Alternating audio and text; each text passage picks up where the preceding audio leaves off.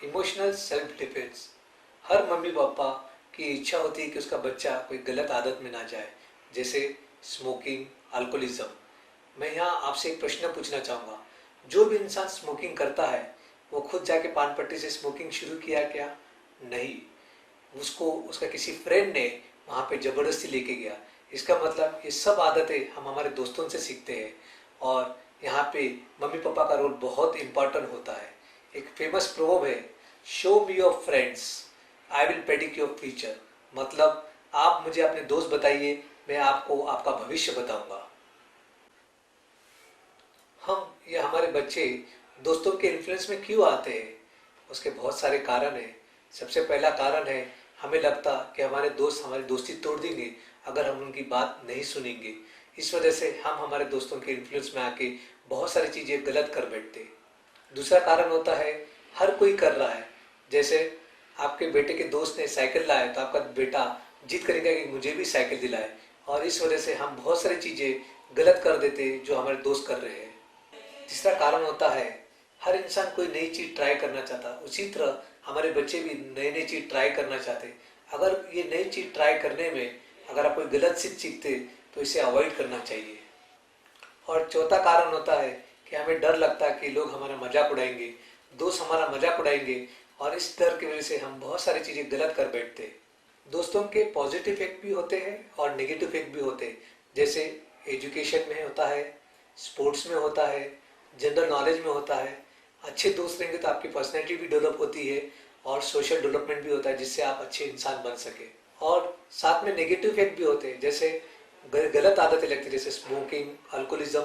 बच्चा झूठ बोलता है, पैसा ज़्यादा खर्च करता है, स्कूल अटेंड नहीं करता, और कभी कभी जल्दी सेक्सुअल एक्टिविटी में भी बच्चा जा सकता है।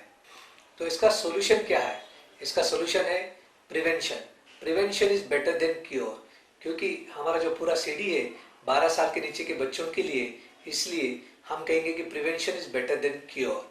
फिर भी अगर आपका बच्चा 14 साल या 15 साल के ऊपर है, अगर उसको इस तरह के प्रॉब्लम्स है, तो आप एडोलेसेंट स्पेशलिस्ट से आप बात कर सकते हैं। हमें प्रिवेंट करना है। जैसे हमें कोई एग्ज़ाम देना है तो हमें बहुत आगे से पढ़ाई करना पड़ता, क्योंकि लक उसी का फेवर करता है जो प्रिपेयर्ड है। अगर हम हमारे बच्चों को अभी से प्रिपेयर करेंगे तो आगे चल के प्रॉब्लम्स नहीं आएंगे। बच्चे को नहीं बोलना सिखाइए। टीच योर चाइल्ड टू से नो। बहुत सारे लोग नहीं बोल नहीं सकते। जैसे हम भी, हमारा कोई दोस्त 5,000 रुपये उधार मांगता है तो हम उसको नहीं बोल सकते। हमें पता है कि गलत है, हमें देने की इच्छा नहीं है, फिर भी हम शर्मा के कोई भी कारण से नहीं बोल सकते। और इसी वजह से बहुत सारे लोग, बच्चे आगे चल के दारू या सिगरेट को एक्सेप्ट कर लेते, क्योंकि वो अपने दोस्तों को नहीं बोल सकते। तो हमें बचपन से बच्चों को सिखाना है नहीं बोलना। मैं आपको 2 उदाहरण देके समझाना चाहूँगा। जैसे छोटा बच्चा है, आपने उसको एक फुटबॉल दिलाया और आपका बच्चा दोस्तों के साथ खेल रहा है, तो खेलने दीजिए, उसमें कोई गलत नहीं। लेकिन फुटबॉल घूम जाता है या फट जाता है तो आके बोलेगा, पापा मुझे फुटबॉल दिलाओ।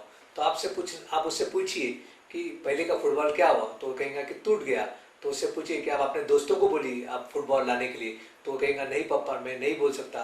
तो उससे बोलिए नहीं बोल सकते तो मैं नहीं दिला सकता, तो रो सकता और कहेगा कि मेरे दोस्त मेरे से नाराज हो जाएंगे। तो उसको समझाइए, बेटा तेरे दोस्त तुझसे नाराज नहीं होंगे और तुम उनके साथ कल फुटबॉल खेल सकते हैं और कोई दूसरा गेम खेल सकते हैं, लेकिन तेरे दोस्त नाराज नहीं होंगे। और उसको कॉन्फिडेंस दीजिए, जब वो अगले दिन फिर से फुटबॉल खेलने या दूसरा गेम खेलने जाएगा और उसके दोस्त उसके साथ खेलेंगे, तो उसे कॉन्फिडेंस आएगा कि जो चीज़ गलत है हम उसको नहीं बोल सकते। उसी तरह अगर आपका बच्चा बड़ा है तो एग्जाम है 2 दिन बाद, तो उसका कोई दोस्त आके कहेगा कि चलो अपन 3 घंटे पिक्चर जाएंगे, तो उसको नहीं कहने के लिए कीजिए, बोल दीजिए। और जब वो नहीं कहेगा और अगले दिन वो कंफर्टेबल रहेगा अपने दूसरे दोस्त के साथ, तो उसे कॉन्फिडेंस आएगा, यस मैं अपने दोस्तों को नहीं बोल सकता, जो चीज़ मुझे नहीं पसंद है, जो मुझे अच्छी नहीं लग रही, उसके लिए मैं नहीं बोलूँगा। और आगे चल के जब वो बड़ा होएगा, एडोलेसेंट एज में आएगा, तो उसका कोई दोस्त उसे सिगरेट या अल्कोहल ऑफर करेगा तो वो आसानी से नहीं बोल पाएगा। Good family life. बच्चे, जैसे हमने डिस्कस किया कि हमें इमिटेट करते, हमें फॉलो करते, इसलिए आप अपनी फैमिली लाइफ अच्छी तरीके से जिए। अगर आपको कोई बुरी आदत है तो उसको छोड़ दीजिए, क्योंकि बच्चे आगे चल के ये आदत से आपको फॉलो कर सकते हैं। उसी तरह आपका फ्रेंड सर्कल भी अच्छा ही होना चाहिए। अगर आपका कोई नज़दीक का दोस्त सिगरेट स्मोकिंग करता है, अल्कोहल लेता है, तो ऐसे दोस्तों से दूर रहिए। अगर आपको दोस्ती मेंटेन करना है तो एटलीस्ट उसको फैमिली फ्रेंड मत बनाइए, उसी को फैमिली फ्रेंड्स बनाइए जिनमें सब अच्छी आदतें हैं, ताकि आपका बच्चा देख सके और आगे अच्छा ज़िंदगी जी सके। अगर उसके बच्चे आपके बच्चे की उम्र के हैं तो उनसे फ्रेंडशिप डेवलप कीजिए, क्योंकि आपको पता रहेगा कि उसके फ्रेंड्स कौन है और उनको कौन सी आदतें हैं। उसी तरह अगर आपका कोई रिश्तेदार है जो नज़दीक का रिश्तेदार है और उसे कोई बुरी आदतें है, तो उनसे आप रिश्तेदारी तो नहीं तोड़ सकते, लेकिन आप अपने बच्चे को समझा सकते हैं कि देखो बेटा, वो दारू पीते और उनके बच्चे और उनकी वाइफ और उनकी फैमिली कितनी परेशान है। इससे उसे पता चलेगा कि गंदी आदतों से आगे की जनरेशन भी परेशान होती है और उसका खुद का ज़िंदगी भी खराब होती है। तो हम यहाँ से सिखाते हैं बच्चों को हमारे खुद के एग्जाम्पल से, अपने दोस्तों के एग्जाम्पल से और अपने रिश्तेदारों के एग्जाम्पल से कि गलत चीज़ गलत ही है। कीप इन टच, इसका मतलब आप अपने बच्चों के दोस्तों के साथ टच में रहिए। मैं बहुत सारे सेमिनार्स लेता हूँ चाइल्ड साइकोलॉजी पे। वहाँ मैं हर पेरेंट्स से एक क्वेश्चन जरूर पूछता हूँ। कुछ पेरेंट्स को उठा के पूछता हूँ कि आपके बच्चे के बेस्ट फ्रेंड्स कौन है। तो मैं ये पाता हूँ कि मैक्सिमम पेरेंट्स को उनके बच्चों के बेस्ट फ्रेंड्स के नाम नहीं पता। कुछ लोगों को पता होता है, तो मैं उनसे पूछता हूँ उनसे कितने बार मिले, तो वो कहते हैं हम नहीं मिले, सिर्फ हम नाम से जानते हैं। हम हमारे बच्चों को उनके दोस्त चॉइस करने के लिए फोर्स नहीं कर सकते। दोस्ती तो ऐसी हो ही जाती है, जैसे हमारी हुई तो हमारे बच्चों की भी वैसी हुई। लेकिन जो भी आपके बच्चे के बेस्ट फ्रेंड्स है, आप उनके साथ टच में रहिए, आप उनको घर पे बुलाइए, उनके साथ थोड़ा टाइम स्पेंड कीजिए, जिससे आपको पता चलेगा कि वो बच्चे की एम्स क्या है, बच्चे का कैरेक्टर कैसा है और बच्चे आगे क्या कर सकते हैं। जैसे आपको बच्चों के दोस्तों के साथ टच में रहे, उसी तरह अगर उनके फैमिली के साथ टच में रहेंगे तो और भी बहुत अच्छा है। उनके फैमिली के साथ टच में रहिए, उनके साथ इंफॉर्मेशन शेयर कीजिए और उनको यही बताइए कि अगर आपके बच्चे के बारे में मुझे कुछ पता चलता है गलत, तो मैं आपसे शेयर करूंगा। उसी तरह आप भी मेरे बच्चों के बारे में शेयर कीजिए। इस तरह से हम बच्चों की इंफॉर्मेशन शेयर करेंगे तो बच्चे गलत रास्ते पे जा रहे या नहीं जा रहे हमें पता चलेगा। यहाँ मैं एक बात सभी से कहना चाहूँगा, अगर आपके बच्चे क्या कोई दोस्त गलत रास्ते पे है, गलत आदतों में है, तो आप अपने बच्चे को फोर्स कीजिए या उसको जबरदस्ती कीजिए कि नहीं, तुम्हें इससे दोस्ती तोड़ना ही पड़ेगा। इस तरह से हम अपने बच्चों को सेव कर सकते हैं। बच्चों पे कीन ऑब्जर्वेशन रखिए। बच्चे क्या कर रहे क्या नहीं कर रहे ये आपको पता होना चाहिए। इसका मतलब ये नहीं कि आप सीसीटीवी जैसा उनके ऊपर दिन रात का ऑब्जर्वेशन रखें, लेकिन दूर से ऑब्जर्वेशन रखिए। और अगर आपको लगता है बच्चे में कुछ चेंजेस आ रहे, तो आप इमीडिएटली उस बारे में सोचिए कि कहीं गलत तो नहीं हो रहा।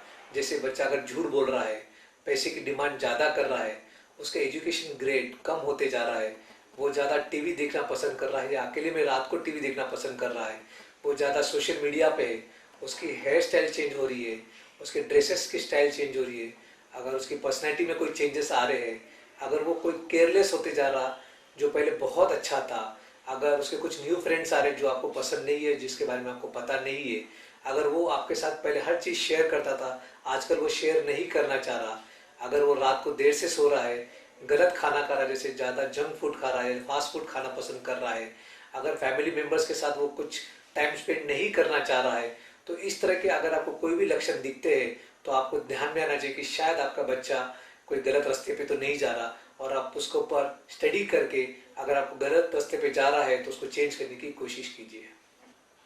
बच्चों के साथ नॉलेज शेयर कीजिए, ये बहुत इंपॉर्टेंट है। अगर आप बच्चों को नॉलेज नहीं देंगे तो बच्चे बाहर से नॉलेज लाएंगे और हो सकता हो गलत नॉलेज हो और उनको उससे नुकसान हो।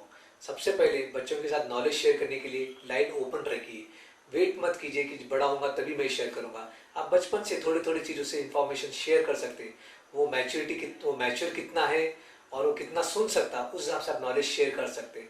लेकिन एक चीज़ ध्यान रखना है, जब भी आप शेयर कर रहे हैं ऑनेस्टली शेयर कीजिए, झूठ मत बोलिए या उसको टालिए मत। और उसी तरह डरिए मत। मैक्सिमम पेरेंट्स अपने बच्चों के साथ इस तरह से बात करने के लिए डरते हैं। डरिए मत। अगर आपको सही में डर लग रहा तो आप किसी बड़े रिलेटिव्स के साथ या किसी फ्रेंड की मदद ले सकते हैं। फिर भी अगर आपको नहीं जम रहा तो किसी प्रोफेशनल की भी हेल्प ले सकते हैं, ताकि आपके बच्चे को अच्छे से हर चीज़ का नॉलेज मिल सके।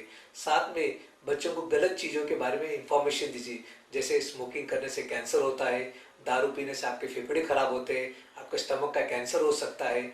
अगर आप गलत सेक्सुअल एक्टिविटी में जाते हैं, अगर बच्चा बड़ा है तो आपको एड्स जैसे भयानक बीमारी भी हो सकती है। अगर आप बच्चे के साथ हर चीज़ शेयर करेंगे तो बच्चे ये सब चीज़ों से बच पाएंगे। आखिर में मैं ये कहना चाहूँगा, अगर आप अपने बच्चे को पीयर प्रेशर से बचाना चाहते हो तो प्रिवेंशन पे ध्यान दीजिए, क्योंकि प्रिवेंशन पे आपको मेहनत कम करना है, क्योर पे आपको मेहनत बहुत ज़्यादा करना है। प्रिवेंशन में रिजल्ट आने के चांसेस बहुत अच्छे हैं, क्योर के टाइम पे रिजल्ट आने के चांसेस कम है। इसलिए मैं कहूँगा कि प्रिवेंशन पे ध्यान दीजिए। अधिक जानकारी के लिए आप मेरी बुक नवजात शिशु संगोपन जो 0 से 1 साल के लिए आप पढ़ सकते हैं। 2 से 6 साल के लिए हसत खेलत बाल विकास पढ़ सकते हैं। 6 साल के ऊपर के बच्चों के लिए मेरी बुक बाल संस्कार पढ़ सकते हैं। उसी तरह मेरी सीडी चर्चा मम्मी पापा से आप सुन सकते हैं, और मेरी दूसरी सीडी प्रश्न आपके जवाब हमारे, इसको भी आप सुन सकते हैं।